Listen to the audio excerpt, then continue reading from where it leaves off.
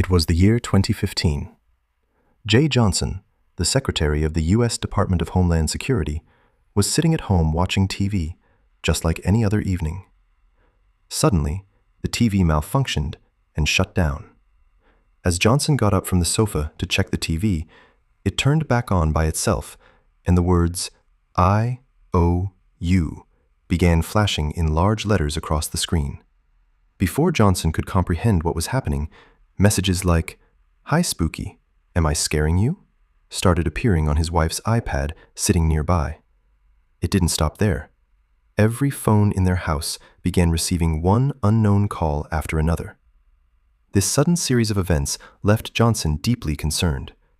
When he finally answered one of the unknown calls, the caller identified himself as Kraka and claimed he had hacked every phone, iPad, TV, and computer system in the house. Kraka had made Johnson his first target. After this, he began targeting several high-ranking American officers one by one. First, the Director of National Intelligence, James Clapper. Then, FBI Deputy Director Mark Giuliano. And he didn't even spare John Brennan, the director of the CIA, the most powerful intelligence agency in the world. The hacker not only compromised John Brennan's personal data, but also hacked the entire CIA system, leaking highly confidential and sensitive information onto the internet. He even stole details regarding classified CIA intelligence operations in Afghanistan and Iran. It was obvious that the leak of this information could create a massive crisis for the American government. When the investigation into this hacking began, a shocking revelation came to light. It turned out that the person who shook a superpower like America was none other than a mere 15-year-old boy. Sitting in a small room in the city of Leicestershire, England, thousands of miles away from America, he was orchestrating this entire operation. Once this news broke, America was humiliated before the entire world. A school-going boy had completely exposed the security of America's top agencies. But the question remains, how did a 15-year-old boy hack a powerful agency like the CIA, and what was his motive? Popularly known in the hacking world as Kraka, this boy had wanted to target the CIA for a long time, but he finally succeeded in 2015. He had his own personal reasons for targeting the agency. Kraka held America responsible for the wars in the Middle English, including Palestine.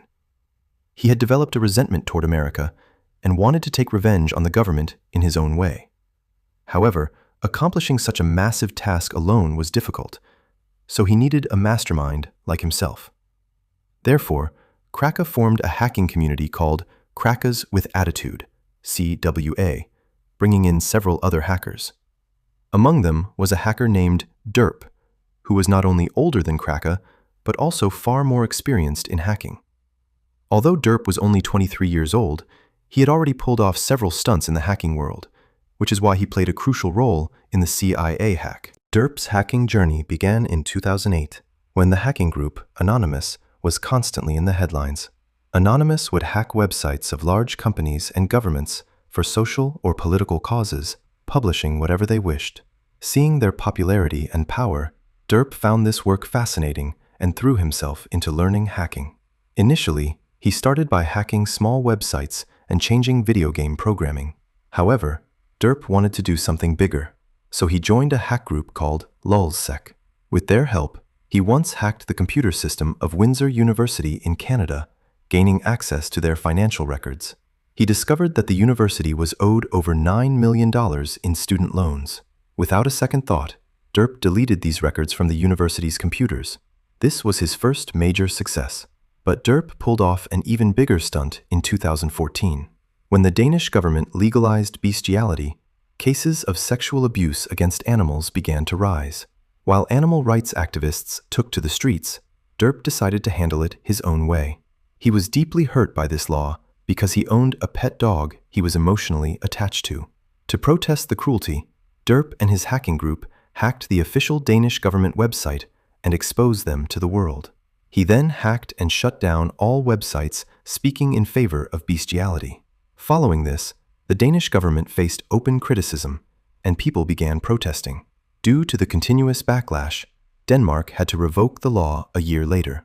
This was a massive victory for Derp, and his confidence soared. But he still had one major hack to perform, the biggest of his life, for which he joined Crackers with Attitude.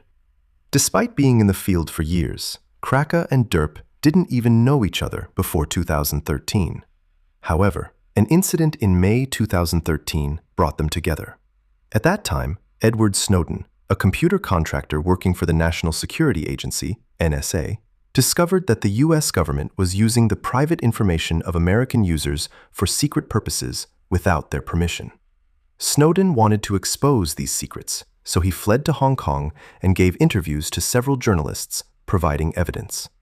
Once the interviews were broadcast, the secret was out, and protests erupted against the US government and the CIA.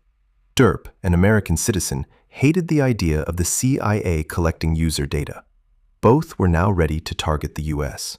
While Cracker blamed America for the Gaza war, Derp wanted to make the government realize how it feels when personal information falls into someone else's hands.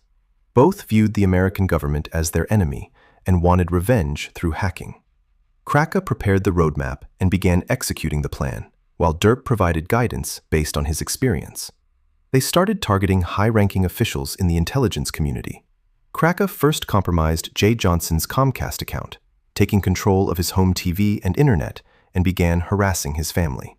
Next, he targeted Intelligence Director James Clapper. He gained access to Clapper's internet and phone service accounts and rerouted all incoming calls to a free Palestine hotline. Cracker continuously shared proof of these hacks online, and the world watched the spectacle with great interest. After James Clapper, Cracker and Derp targeted CIA Director John Brennan. Cracker researched Brennan online and found his public phone number, which belonged to Verizon. Cracker called Verizon's internal tech team, pretending to be a technician from the same company. He told them that a customer named John Brennan was facing issues, and he needed the customer's personal details to resolve them. To verify his identity, Verizon asked for an employee code, which Cracker had already hacked. After verification, Verizon shared Brennan's account number, private phone number, address, and the last 4 digits of his bank card. With these details, Cracker began hacking Brennan's personal email. He saw that Brennan used an AOL email account. He called AOL support, pretending to be Brennan, and claimed he had forgotten his password. AOL asked for the last 4 digits of his bank card for verification, the same digits he had tricked Verizon into giving him. He successfully gained access to the CIA director's personal email.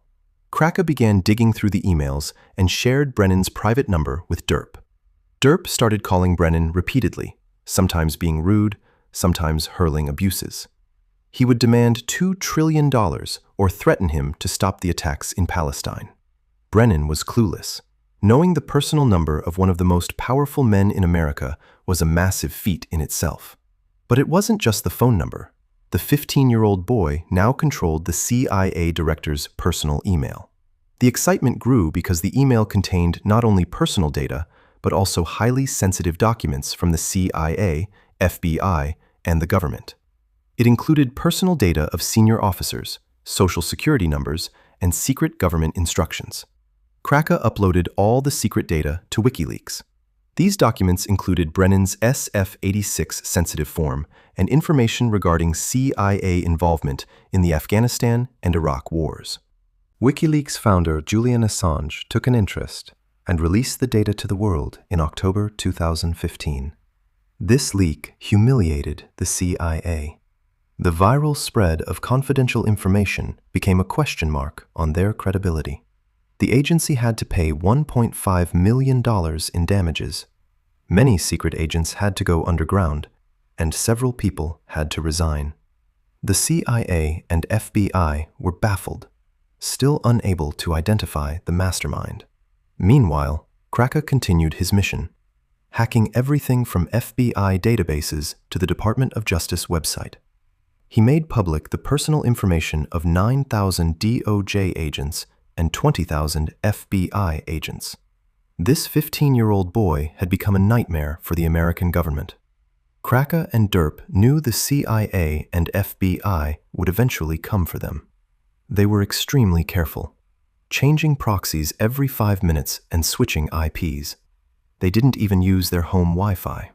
Everything was going according to plan until one night when Derp made a fatal mistake. While drunk, Derp was talking to friends on Xbox Live. News was playing about how crackers with attitude had shaken the US government. In his drunken state, Derp blurted out that he was part of the group and had orchestrated the hacks with a boy named Kraka. While most friends took it as a joke, one person who disliked Derp reported this information to the FBI. This began the countdown to their arrest. Shortly after, the FBI raided Derp's room, arrested him, and seized his hard drives. Under interrogation, Derp revealed information about Kraka. British police then raided Kraka's room in England and arrested him. Their real names were revealed. Kraka was Kane Gamble, and Derp was Justin Gray Liverman. Because he was a minor, Kane Gamble was sentenced to only 2 years in prison. However, Justin Gray Liverman was sentenced to 5 years and ordered to pay $145,000 in damages. After his release, Kraka gave no interviews and vanished from the internet.